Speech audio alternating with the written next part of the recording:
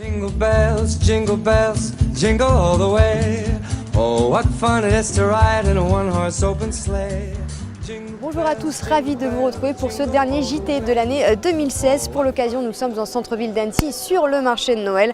Mais avant de se balader dans les rues de la ville, voici les titres que nous allons développer en ce vendredi 23 décembre. Une soupe pour un sourire, voilà le concept original mis en place à Chambéry.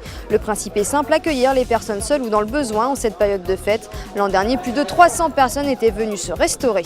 Et puis nous irons à Évian pour la 10e édition du fabuleux village des Flottins. 10 ans de magie véhiculée par une légende viennent d'un millénaire selon certains.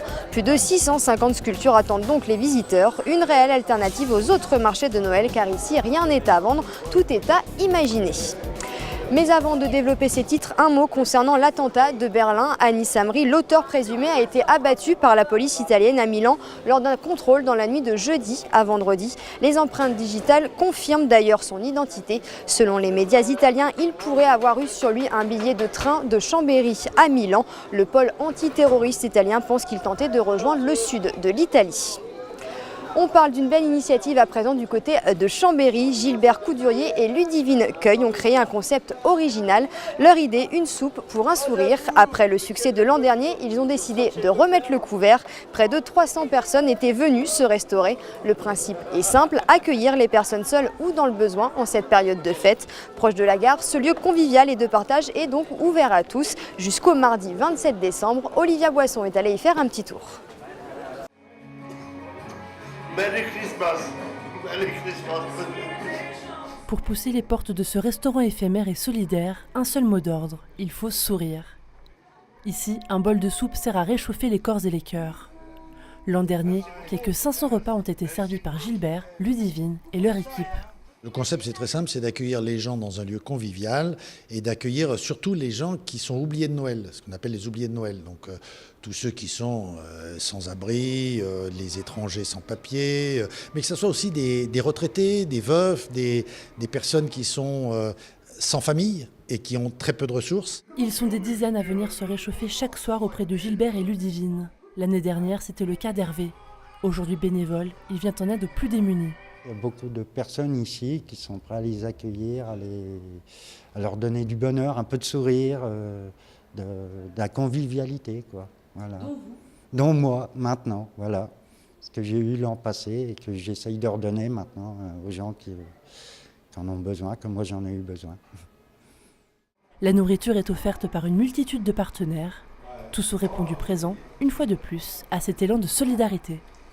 Quand on arrive avec un message, avec quelque chose à partager, avec une honnêteté, avec une intégrité, quelque chose de solidaire, tout le monde répond présent, c'est étonnant. Les chefs d'entreprise, que ce soit de la nourriture, de l'agencement et autres, ils ont tous dit « Ok, j'encourage tout le monde à se tourner vers l'autre ». On a trop tendance à se fermer sur soi et quand on se ferme sur soi, on oublie que la richesse, elle est de l'autre côté, elle n'est pas en soi. En soi, on n'a que soi, c'est pas grand-chose. Les personnes seules pourront donc passer de jolies fêtes de Noël dans ce lieu chargé d'émotions. Le temps de laisser de côté leur quotidien, dans la bonne humeur et dans la chanson. La région Auvergne-Rhône-Alpes est la deuxième région de France la plus touchée par la grippe. La semaine dernière, 274 cas pour 100 000 habitants ont été recensés. Le seuil épidémique étant fixé à 171 cas. Une épidémie de grippe qui se mêle à celle de la gastro-entérite, ce qui entraîne une forte augmentation des demandes de consultation. 10 ans que la féerie des Flottins se niche du côté d'Évian. Depuis 2007, le fabuleux village s'affirme comme une alternative au marché de Noël classique avec ses immenses structures de bois flotté. Plus de 650 sculptures impressionnantes sur lesquelles les enfants peuvent parfois monter, voire entrer. Emmanuel Jaude nous emmène dans la féerie des Flottins. Il était une fois le fabuleux village des Flottins.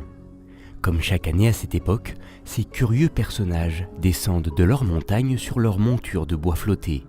Un événement unique que ne rateraient pour rien au monde les milliers de curieux venus visiter leur village éphémère à la recherche de la magie de Noël. La poussière d'étoiles est dans chaque pupille, bien sûr, autant pour les enfants que pour les grands, avec des personnages différents, des clowns, des musiciens, des comédiens, des conteurs, et avec surtout une approche à chaque fois différente de notre monde, mais je pense qu'il nourrit un peu leur cœur et leurs esprits. En tout cas, on le souhaite, hein, on espère, mais c'est vraiment un projet pour tout le monde, voilà, du plus petit au plus grand. Si la légende existe depuis près d'1 millier d'années, cela fait donc 10 ans que le village des Flottins s'est invité dans les rues d'Évian. Une différente option aux animations des autres villes et leur marché de Noël, beaucoup plus mercantile. On n'a rien à vendre, tout est à rêver et à imaginer, n'est-ce pas? Et on voulait justement trouver une alternative au marché de Noël. Et c'est comme ça qu'on est parti, je suis parti sur cette idée. Et j'espère que ça va encore durer longtemps, mais vraiment, c'est un projet fédérateur où on met toute une ville dedans, toutes les associations, les écoles, les particuliers. On a 2 axes, l'axe côté sculpture, côté plastique, l'axe côté conte, côté rêve. C'est important dans ce monde de brut, là où tout devient un peu tristounet, de faire un peu rêver tout le monde. Installés au centre-ville jusqu'au 8 janvier, les Flottins et leurs 650 sculptures de bois flotté vont donc remonter dans leur montagne d'ici peu, mais continueront pour autant de véhiculer cette magie propre aux fêtes de fin d'année et aujourd'hui plus que jamais nécessaire. Depuis bientôt 20 ans, la Clusa organise son célèbre festival des Pestacles, plus grand festival d'art de rue pour les familles, organisé l'hiver à la montagne. Plusieurs dizaines de compagnies de théâtre de rue proposent un voyage vers d'autres horizons. Jusqu'au 29 décembre, petits et grands se retrouvent dans le village pour découvrir la magie et la féerie de Noël au cœur des Aravis. Un festival entièrement gratuit. Emmanuel Jaude. L'esprit de Noël est décidément partout, jusqu'au pied des pistes de la Clusa. Comme depuis de nombreuses années, dès la fermeture du domaine skiable, ce sont les rues du village qui s'animent pour le plus grand plaisir des petits comme des grands. C'est vrai que quand les personnes ont terminé le ski, à partir de 16h, 17h, commencent les pestacles du Père Noël à la Clusa. Et donc là, ça fait des années, très nombreuses années qu'on organise les pestacles du Père Noël. Ça fonctionne très très bien, c'est un succès, il y a du monde. Normal, hein, Noël, les familles, les enfants. Et on fait ça pour eux pendant 8 jours. Avec plus de 25 compagnies de théâtre mises à contribution, pas le temps de s'embêter. D'ailleurs, le programme est en effet chargé jusqu'au point d'orgue de la semaine et l'arrivée de la star de Noël et ses cadeaux par milliers. Tous les soirs, il y a quelque chose. Le temps fort, ce sera bien sûr l'arrivée du Père Noël. Il sera là pour les cadeaux, pour les enfants. Donc on va faire une belle arrivée du Père Noël.